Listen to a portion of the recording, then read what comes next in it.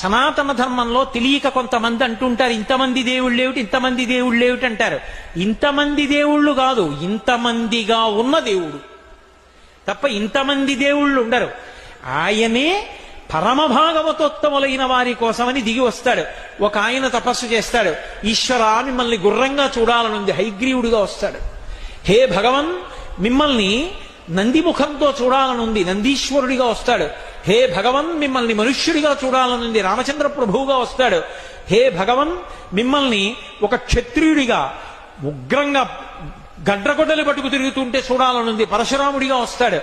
పరమ భాగవతోత్తములైనటువంటి వాళ్ళ కోరిక తీర్చడానికి, వాళ్ళకి కనపడడానికి ఒక రూపము దాల్చి కిందకు వస్తాను.